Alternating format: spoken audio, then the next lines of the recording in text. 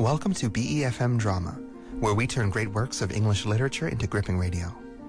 On today's episode, we're bringing you the final part in our 5-part adaptation of In the Abyss, an 1898 work of early science fiction by the visionary author H.G. Wells.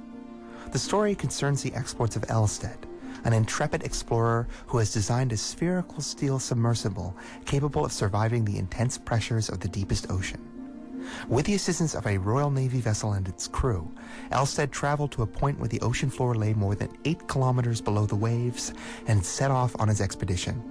His journey to the ocean floor was only meant to last a little more than a half hour, but something kept him down there for hours, until night fell and the naval ship above circled fruitlessly with its searchlights, grazing the wavetops. Finally, after the crew and Elstead's colleagues had all but given up hope, his vessel re-emerged.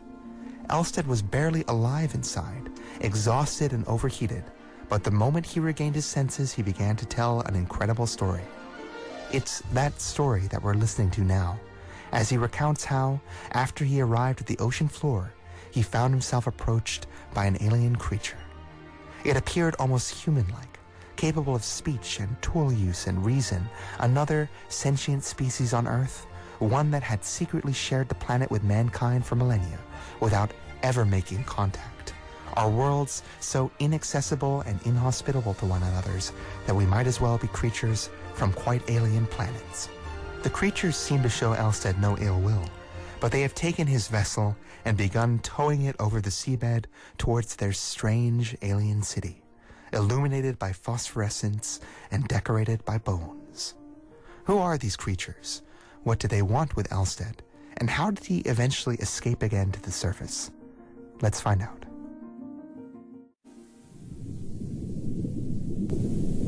They pulled him slowly further down, and as they did so, the details of the city crept slowly upon his apprehension. He saw that the courses of the cloudy buildings were marked out with beaded lines of round objects, and then he perceived that at several points below him in broad open spaces were forms like the encrusted shapes of ships. Slowly and surely he was drawn down, and the forms below him became brighter, clearer, or more distinct. He was being pulled down, he perceived, towards the large building in the center of the town, and he could catch a glimpse ever and again of the multitudinous forms that were lugging at his cord. He was astonished to see that the rigging of one of the ships, which formed such a prominent feature of the place, was crowded with a host of gesticulating figures regarding him, and then the walls of the great building rose about him silently and hid the city from his eyes. And such walls they were, of waterlogged wood and twisted wire ropes and iron spars and copper and the bones and skulls of dead men. The skulls ran in curious zigzag lines and spirals and fantastic curves over the building, and in and out of their eye sockets and over the whole surface of the place lurked and played a multitude of silvery little fish. And now he was at such a level that he could see these strange people of the abyss plainly once more. To his astonishment, he perceived that they were prostrating themselves before him, all save one, dressed as it seemed in a robe of placoid scales and crowned with a luminous diadem, who stood with his reptilian mouth opening and shutting as though he led the chanting of the worshippers. They continued worshipping him, without rest or intermission, for the space of 3 hours. Most circumstantial was Elstead's account of this astounding city and its people, these people of perpetual night, who have never seen sun nor moon or stars, green vegetation, nor any living, air-breathing creatures, who knew nothing of fire, nor any light but the phosphorescent light of living things. Startling as is his story, it is yet more startling to find that scientific men of such eminence as Adams and Jenkins find nothing incredible in it. They tell me they see no reason why intelligent, water-breathing, vertebrated creatures inured to low temperature and enormous pressure, and of such a heavy structure that neither alive nor dead would they float, might not live upon the bottom of the deep sea, and, quite unsuspected by us, descendants like ourselves of the great theriomorpha of the new red sandstone age.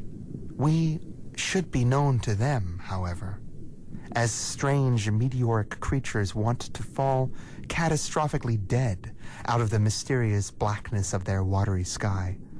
And not only ourselves, but our ships, our metals, our appliances would come raining down out of the night. Sometimes sinking things would smite down and crush them as if it were the judgment of some unseen power above.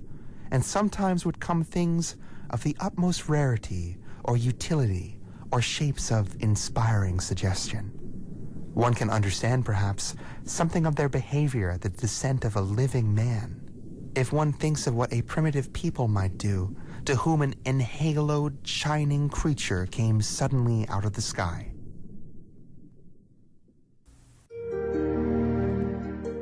At one time or another, Elstead probably told the officers of the Potomac in every detail of his strange 12 hours of the abyss. That he also intended to write them down is certain, but he never did.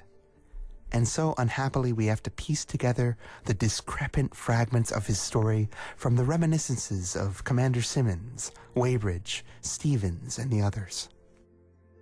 We see the thing darkly in fragmentary glimpses. The huge, ghostly buildings, the bowing, chanting people with their dark, chameleon-like heads and faintly luminous forms, and Elstead, with his light turned on again, vainly trying to convey to their minds that the cord by which the sphere was held was to be severed. Minute after minute slipped away, and Elstead, looking at his watch, was horrified to find that he had oxygen only for 4 hours more. But the chant in his honor kept on as remorselessly as if it was the marching song of his approaching death. The manner of his release he did not understand. But, to judge by the end of the cord that hung from the sphere, it had been cut through by rubbing against the edge of the altar. Abruptly, the sphere rolled over, and he swept up out of their world, as an ethereal creature clothed in a vacuum would sweep through our own atmosphere back to its native ether again. He must have torn out of their sight as a hydrogen bubble hastens upwards from our air. A strange ascension, it must have seemed to them. The sphere rushed up with even greater velocity than, when weighted with lead sinkers, it had rushed down. It became exceedingly hot. It drove up with the windows uppermost, and Elstead remembers the torrent of bubbles frothing against the glass. Every moment he expected this to fly. Then suddenly something like a huge wheel seemed to be released in his head. The padded compartment began spinning about him, and he fainted. His next recollection was of his cabin, and of the doctor's voice. That is the substance of the extraordinary story that Elstead related in fragments to the officers of the Potomac. He promised to write it all down at a later date. His mind was chiefly occupied with the improvement of his submersible, which was effected in Rio.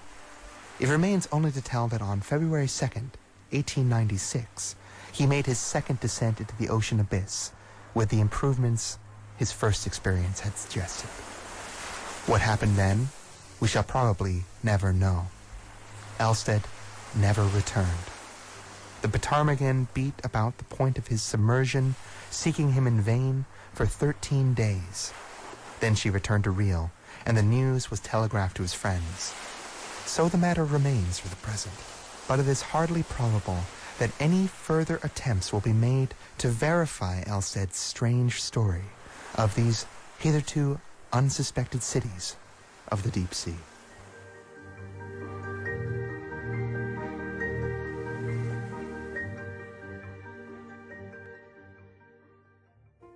And so our story comes to an end. What Elstead discovered in the greatest depths of the ocean was truly mind-blowing. An alien species adapted to life in one of the most extreme environments on the planet, capable of reason, tool use, and even religion. For in a sense, they worshipped man. They never touched mankind directly, it is true, but we went down to them, sent our shipwrecks and dead men down to them, our lost treasures and arts, our tools. These things would fall upon them, sometimes bringing terrible destruction and other times great gifts. In time, they built a religion around us, these strange, fickle gods from the watery heavens above, showering our messages down upon them. So when Elstead arrived, an intact, living man in his steel sphere, it was almost as if an angel had come, or some other messenger of the heavens. So he was carted off to their silvery glowing city to be venerated and worshipped. It was only chance that caused his vessel to escape back to the surface, and so, when he went back down again, we can only imagine what fate became the scientists. Perhaps they worship him still, preserved and airless, as if frozen in his steel sarcophagus. From BeFM Drama, this is your host, Joshua Cornwell, bringing you to the end of this adaptation of H.G. Wells' classic story, In the Abyss.